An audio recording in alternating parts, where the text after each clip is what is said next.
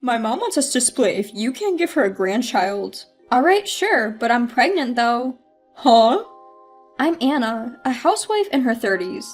I live with my husband, a salaried employee. I met my husband when I was working at a food-related company. I fell for his occasional charming smile during our many business discussions, so I asked him out myself. When I asked him out, he said, "Sorry, I'm happy, but I have a girlfriend," and rejected me. But 1 month later, he asked me out saying, "I broke up with her. Can we start dating?"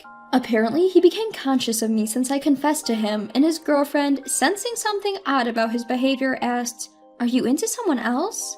When he nodded, she suggested they break up and he agreed to end their relationship. I heard about it and felt guilty for ruining their relationship, but he told me, "It wouldn't have lasted anyway, don't worry," with a smile. I was saved by him, and after dating for 3 years, we got married. At that time, he told me, "I want to have children after we get married. Could you be a housewife to support me and our children?" At that time, I was working at an exploitative company and didn't want to continue working there.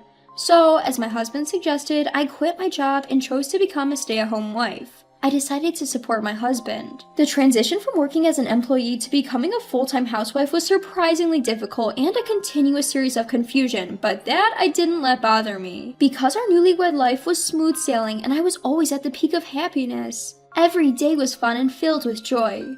And not having any in-law issues was a big deal for me. My husband's parents' home is a 10-minute walk from our apartment.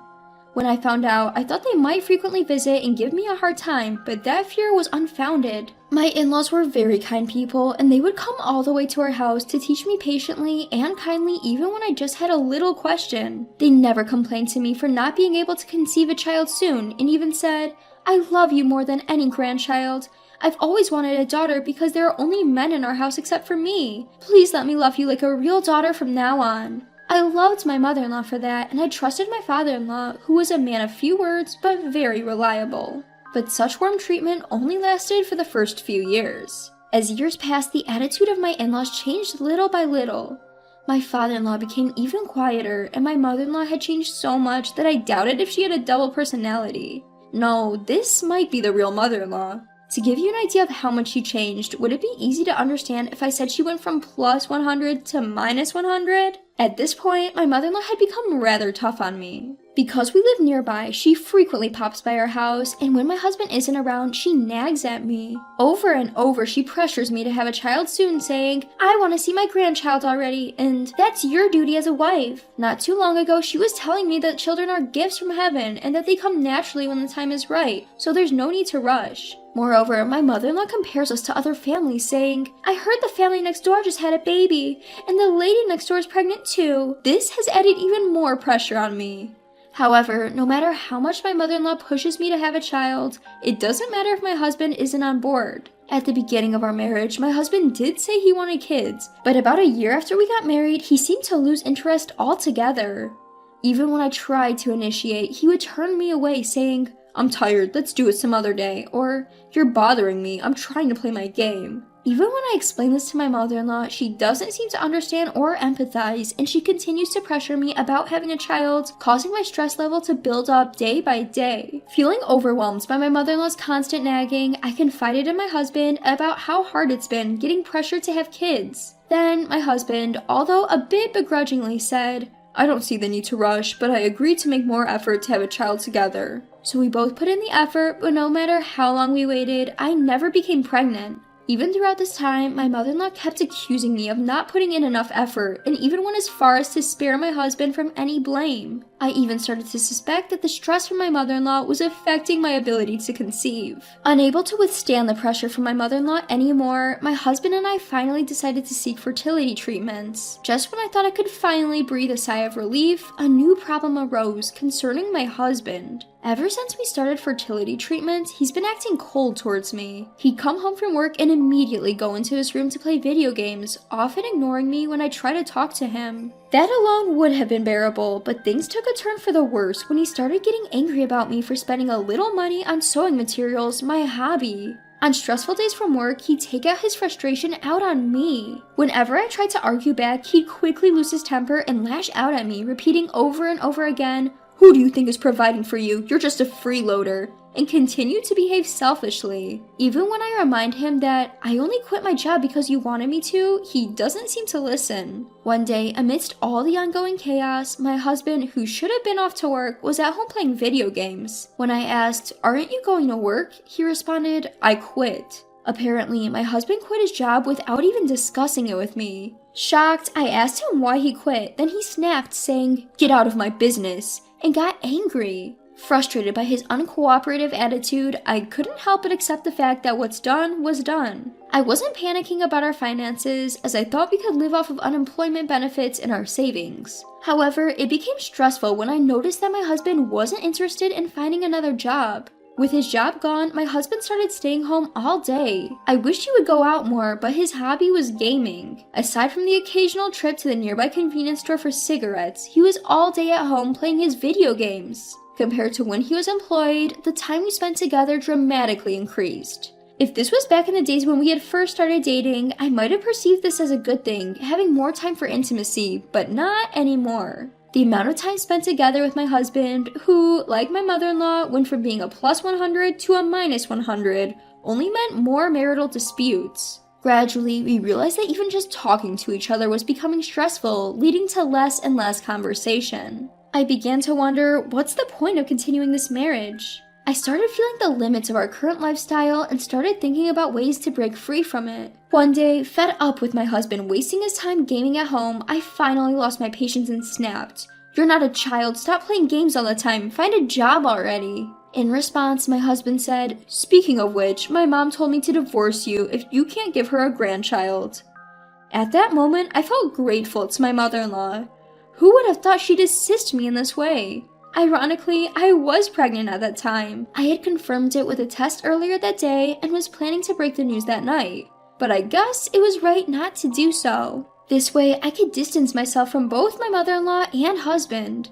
I responded, "Alright, got it. Here's the divorce papers," and I pulled out the already filled divorce papers from my drawer and handed them to him. My husband, who was not expecting me to agree to a divorce, let alone pull out filled divorce papers, froze in surprise when he saw them and blurted, "What?" His usual condescending attitude was nowhere to be found. He was completely dumbfounded. While he seemed to want to say something, he was so convinced that he must follow his mom's advice that he signed the divorce papers without much hesitation. During all this, he kept glancing at me to gauge my reaction. After filling out the divorce papers, we agreed to meet later to discuss matters like asset division. However, we had barely any assets to worry about.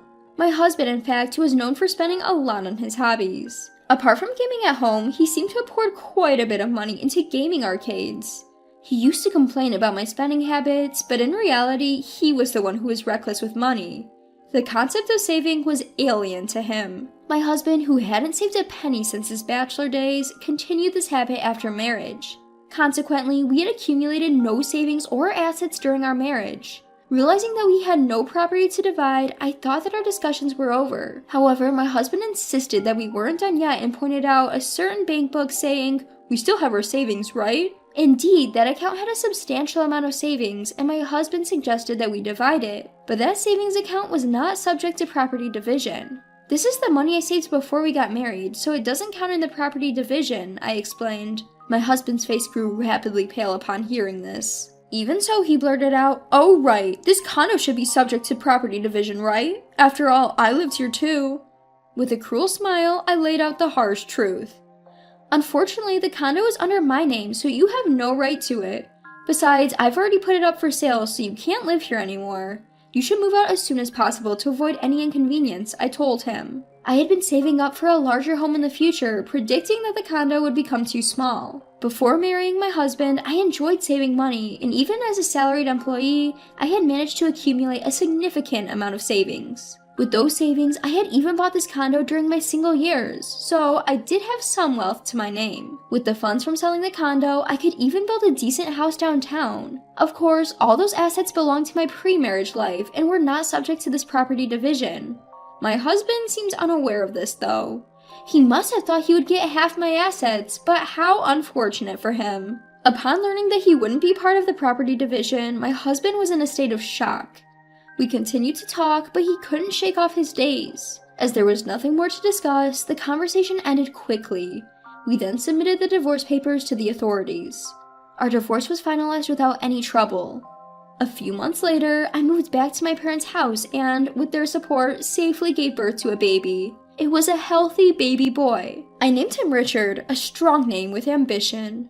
Now, I'm spending every day fulfilling my life with my beloved child and parents. Of course I haven't told my ex-husband. I'm sure if he found out, my former mother-in-law would storm in demanding, "Give me my grandchild." Meanwhile, after being ousted from the condo, my ex-husband returned to his parents' home. However, he was apparently so shocked by how quickly they accepted our divorce that he became turned into a social recluse. I've heard that even when he rarely goes out, his appearance is so suspicious that he's frequently stopped and questioned by the police. How pitiful he is. I heard later on that the reason my ex-husband quit his job was due to strained relationships at work. Apparently, he was even rude at work and especially disliked by female colleagues. He eventually got ignored by everyone. Unable to bear such a situation, he abruptly quit his job one day. Perhaps he's always been this way. He only acted kind in front of me. What a wolf in sheep's clothing. 3 years later, I'm now working as the manager of a craft store. When I became a regular at a local craft store, the owner approached me. "I'm getting old and thinking about retiring. If you're okay with it, could you take over the store, Anna?" she proposed. At that time, my parents were very supportive with childcare, so I had a lot of free time. I was considering getting a job again. And if I declined, this store would disappear. That would be inconvenient for many regular customers.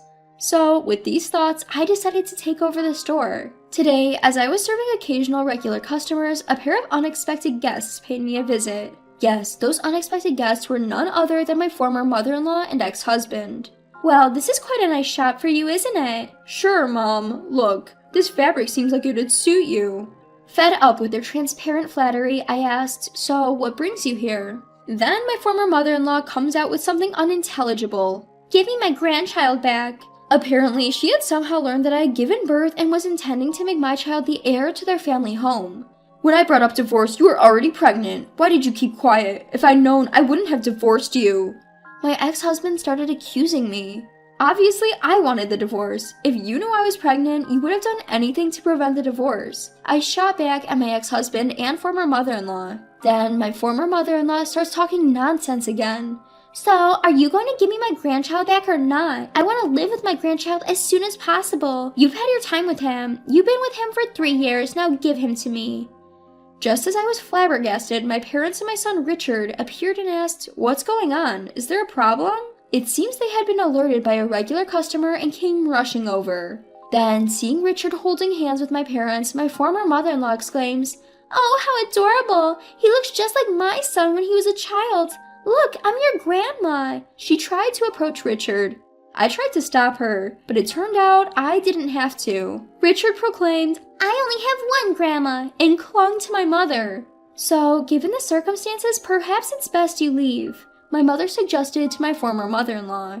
"Never mind that, just hand over the kid to my mom." My ex-husband tried to forcefully snatch Richard away from my parents. I stepped in front of my ex-husband to protect Richard, but being much less physically imposing, I was easily brushed aside. "Richard, watch out!" There were just a few inches left before my ex-husband could grab Richard's arm. But then, my ex-husband flew in the air. What? Looking up, there was my father having just executed a perfect over-the-shoulder throw. Yes, my father had thrown my ex-husband at the very last moment. Turns out my father was a police officer and his judo skills were so good that he had competed in national championships in his student days. My ex-husband, who knew nothing of this, was unable to utter a word from the pain and could only look at my father with a pitiful expression. "Well then, if you plan on causing any more trouble for my children or grandchild, we may have to involve the authorities. What will it be?" My father asked, showing his police badge to my former mother-in-law. Seeing this, my former mother-in-law, her face pale, grabbed my ex-husband's hand and fled. Since then, I've had no idea what became of my former mother-in-law and ex-husband. Not that I want to know, of course. A few years later, inspired by my father, Richard started aiming to become a police officer himself. "When I grow up, I'm gonna be a cop too, and I'll protect you as well," he'd say, and is now focusing hard on his studies to become a police officer. Nowadays, he's practicing judo under my father's guidance, and I hear he's unmatched among his peers. As for me, I will continue watching over my beloved son as he grows.